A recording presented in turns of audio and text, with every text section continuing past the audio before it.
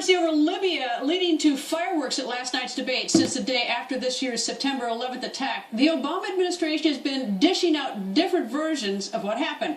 Here's a look at their ever-changing stories. No acts of terror will ever shake the resolve of this great nation. What we're seeing on social media, what we're seeing in some of the local commentary is largely related to this reprehensible video. We've seen rage and violence directed at American embassies over an awful internet video that we had nothing to do with. This was not a pre-planned, premeditated attack. It is an extremely offensive video directed at Muhammad and Islam. Extremists and terrorists use this as an excuse to attack a variety of our embassies, including the consulate in Libya. They were killed in the course of a terrorist attack on our embassy. What happened in Benghazi was a terrorist attack. We're still doing an investigation. There's no doubt that the kind of weapons that were used, the ongoing assault, that it wasn't just a mob action. Because a group of terrorists obviously conducted that attack.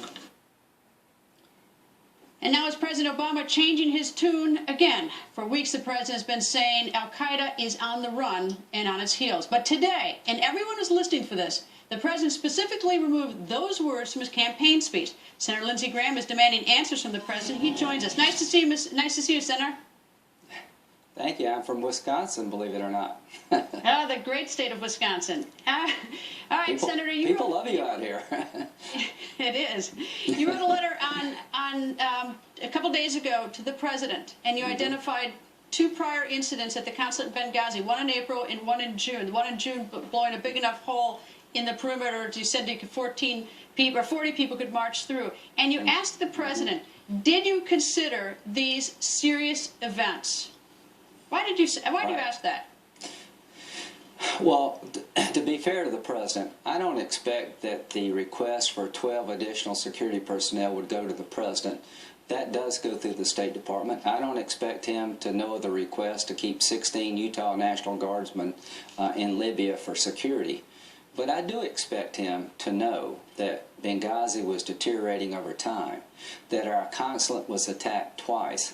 I can't imagine any White House, and Andy Card addressed this directly, if the consulate in Benghazi, Libya is attacked within 60 days of each other twice, with a hole blown in the wall where 40 people could go through it, I would expect the president to know that. I would also expect him to be informed that the British consulate in Benghazi was closed after the British ambassador was attacked by RPGs, and the Red Cross was closed in Benghazi because deteriorating security, and Al Qaeda was on the rise. And here's what Lieutenant Colonel Wood said. He said, we were really the last flag flying in Benghazi. It was almost inevitable the consulate would be attacked. Everybody else had left. And the reason they denied the extra security is because the State Department wanted to normalize relationships in Libya. At the time, we were concentrating on normalizing relationships and turning this over to a Libyan government that really didn't exist. Everybody else was leaving, and I hold the president accountable for that. And I want to know, Mr. President, were you doing your job? Were you following the deteriorating situation in Benghazi? Did you know that the Libyan consulate in Benghazi, the last flag standing, was a death trap for Americans? And if you didn't, why?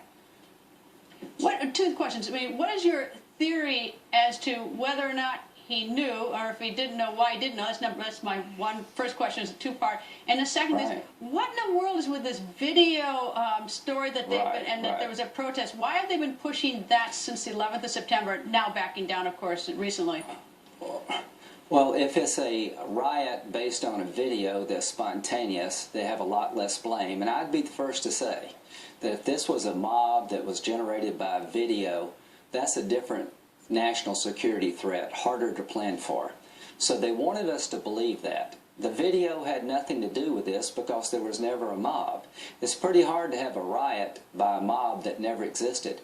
The video of the compound, the consulate, showed that there wasn't a soul around the consulate before the attack. But they wanted us to believe, and they thought the media wouldn't check, and that the clock would run out, and there's only a few weeks left of the election. Congress was out of session, so they were trying to spin a version that would make them less culpable. If the truth came out, You say If spin. the truth came out. You say spin, but I mean, frankly, it's hard as I listen. Like spin, sort of, is you take a little truth and you add a little to it and you make it look a better way. But this actually, from the way you laid out, looks like they were hiding it and they didn't want the American people to know it, and that's vastly different. It is, and the best you could say is they took one piece of intelligence and spun it and denied the obvious. But the most likely scenario is that they constructed a scenario where they would be less culpable, because if the truth came out that the Benghazi consulate had been attacked in April and June previously, and that the British had to leave Benghazi and the Red Cross was driven out, then that's a different story. It's a story about Al Qaeda coming back, Libya going south, and it destroys the narrative that by killing bin Laden, Al Qaeda's been dismantled, and it also destroys the narrative you can lead from behind in Libya and everything's fine. I hold the president personally accountable for knowing the security situation in the world, and if you're listening, Mr. President, Iraq is falling apart. If no one else is telling you this, I'm telling you this. Since we left Iraq, there's been a doubling of Al Qaeda in Iraq. There are training camps in western Iraq. The Kurdish president hasn't spoken to Prime Minister Maliki in a year. The political process is broken and security is deteriorating. Senator, I gotta run. Thank you, sir. Thank you. Straight ahead, you will meet the voter who got to ask